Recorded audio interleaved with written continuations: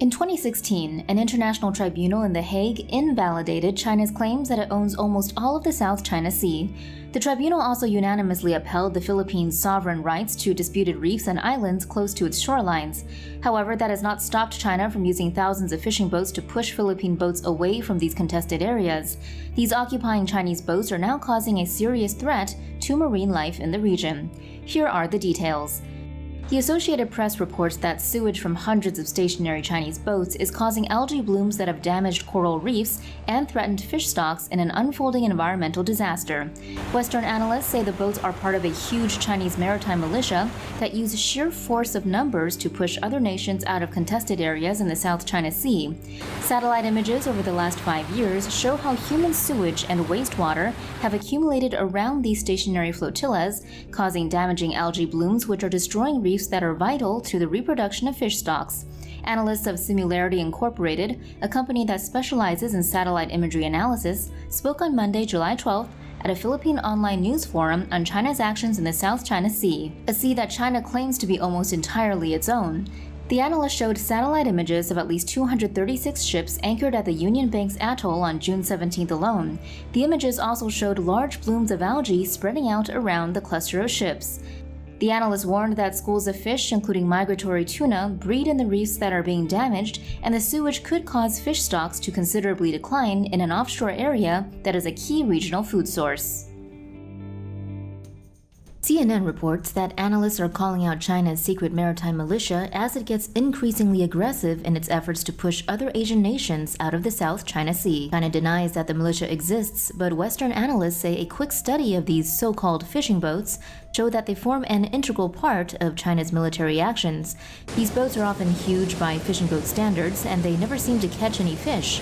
They have automatic weapons aboard and reinforced hulls, making them very dangerous at close range. With top speeds of around 18 to 22 knots, they are also faster than 90% of the world's fishing boats. Analysts say China is using these weaponized boats to protect large flotillas of normal Chinese fishing boats. In this way, they can quickly bring hundreds of Chinese fishing boats to any disputed island, a flotilla so large that it can't be challenged without triggering a military confrontation.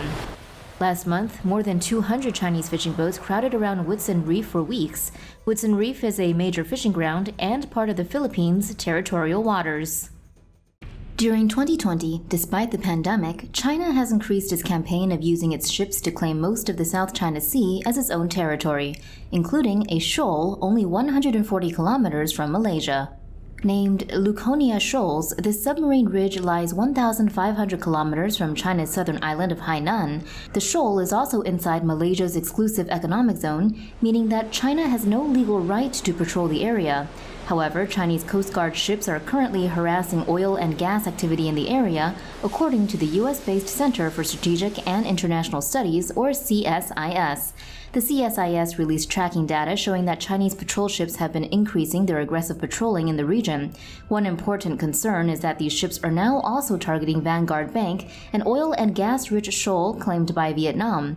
The area had been quiet until Chinese vessels began persistent patrols in July, when Vietnam decided to cancel a drilling project in the area.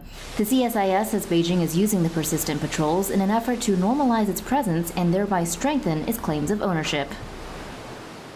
France is wading into the conflict in the South China Sea. Here is what you need to know. Last month, the French Defense Ministry announced that a nuclear attack submarine had recently conducted a patrol in the South China Sea, along with a support ship to underscore freedom of navigation. Now, France is sending the Tonnerre amphibious assault helicopter carrier and the frigate Surcouf on a long-term deployment that will see them pass through the South China Sea twice. The South China Sea is strategically important because it is one of the world's busiest maritime regions.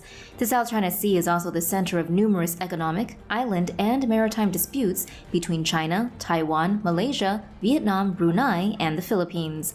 Mission Jeanne d'Arc 2021 left its home port of Toulon on February 18, 2021. The annual Jeanne d'Arc missions are part of France's defense strategy in the Indo-Pacific.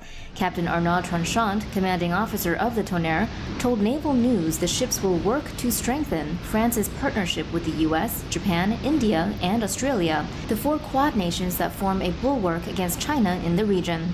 The French military tweeted that the ships passed through the Suez Canal on February 25th and conducted exercises with the Egyptian Navy on March 3rd and March 4th.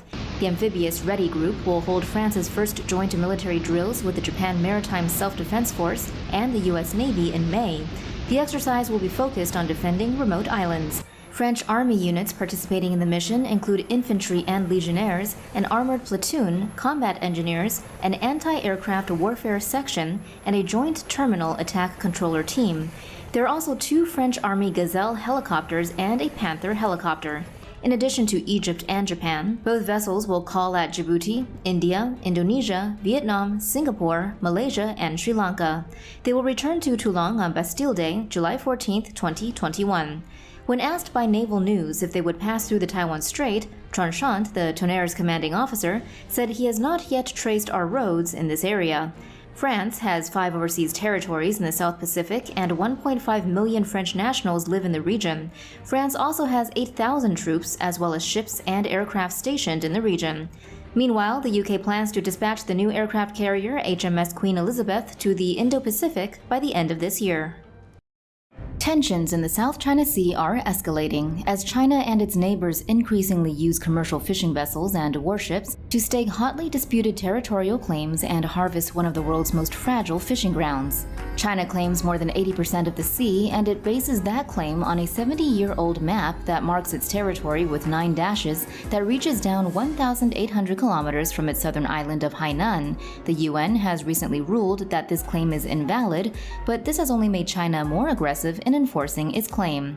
This claim-staking contest is now having severe repercussions, as fishermen are reporting dwindling fish stocks after China subsidized its massive fishing fleet with billions of dollars, which led to overfishing, and the destructive of coral reefs, which are vital to the fast regeneration of fish stocks.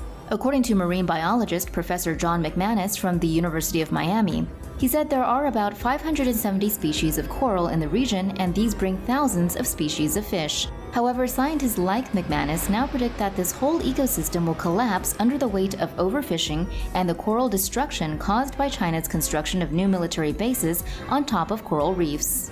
More than 104 square kilometers of coral reef has also been destroyed by giant clam poachers who use boat propellers to hack apart coral reefs and pry out the giant clams, which are a delicacy in China. Another 57 square kilometers have been destroyed by China's base building activities.